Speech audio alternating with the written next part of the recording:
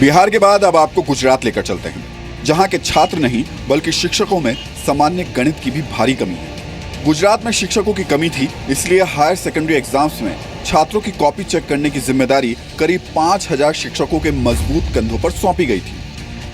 5.25 लाख बच्चों ने परीक्षा दी थी, जिनमें से 56% बच्चे पास हो गए, लेकिन बच्चों के कॉपी चेक करने वाले 20% शिक्षक फेल हो गए, क्योंकि कॉपी चेक करने के दौरान वो बच्चों के नंबर भी सही से नहीं जोड़ पाए थे। लास्ट ईयर भी 300 टीचर्स ऐसे थे जिन्होंने टोटल में गलती की थी। ऐसे गड़बड़ी नहीं की है, लेकिन उसको गलती बोलते हैं।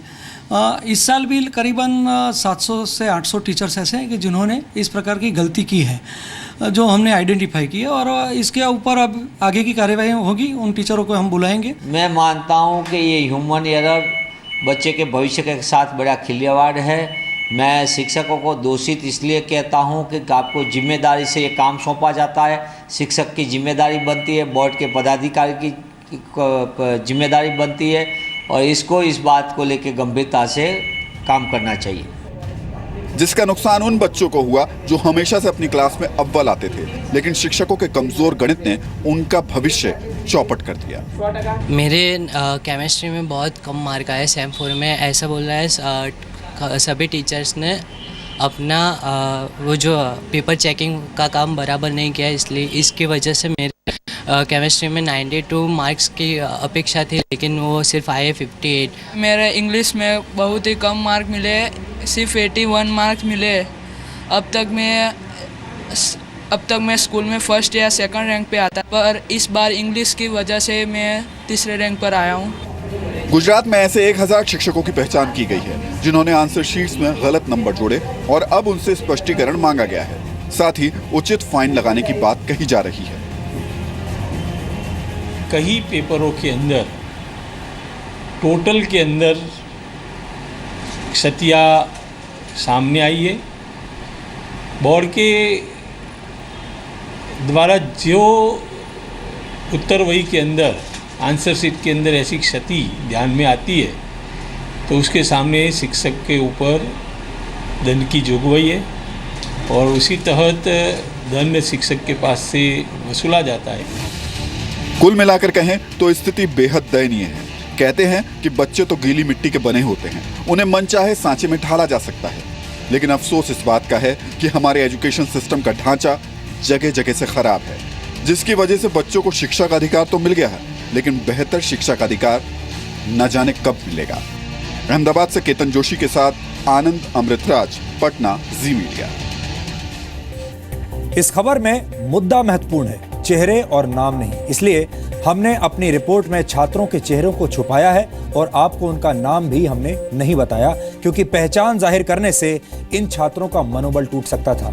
और यहां पर हमारा मकसद मुद्दे को देश के सामने लाना है, ना कि किसी बच्चे का मनोबल तोड़ना। हालांकि ये बहुत तकलीफ की बात है कि पूरी दुनिया को गुरु शिष्य परंपरा का ज्ञान देने वाला हमारा देश आज शिक्षा में मिलावट की दुखद तस्वीर के सामने बिल्कुल बेबस है। हमारे पास कुछ आंकड़े भी हैं जिन पर आपको आज गौर करना चाहिए।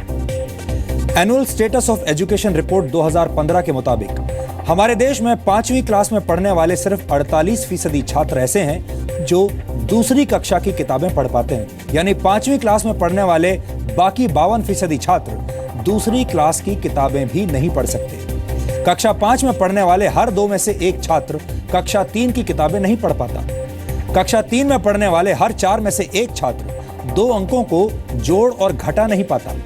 कक्षा 5 में पढ़ने वाले 4 में से 1 छात्र को गुणा और भाग करना नहीं आता। ग्रामीण भारत में कक्षा 8 तक के 44% से ज्यादा बच्चे गुणा और भाग करना नहीं जानते। कक्षा 5 के 75% बच्चे अंग्रेजी के सामान्य सेंटेंस तक नहीं पढ़ पाते। देश में प्राइमरी स्कूलों की संख्या 8,47,118 है, जिनमें 26,84,194 छात्र पढ़ते हैं। केंद्रीय मानव संसाधन मंत्री स्मृति ईरानी ने दिसंबर 2014 में लोकसभा को बताया था कि हमारे देश में 5 लाख से ज्यादा शिक्षकों की कमी है। प्राइमरी स्कूलों में शिक्षकों के 5,86,000 पद खाली पड़े हैं। देश के 37% स्कूलों में एक भी लैंग्वेज टीचर नहीं है। 31% स्कूलों में सामाजिक विज्ञान का एक भी अध्यापक नहीं है और 29% स्कूलों में गणित और विज्ञान का अध्यापक नहीं है। सरकारी स्कूलों में हर दिन 25% शिक्षक छुट्टी पर होते हैं। आंकड़ों के मुताबिक हमारे देश में हर 5 में से सिर्फ 1 शिक्षक ही कुछ हद तक ट्रेंड होता है।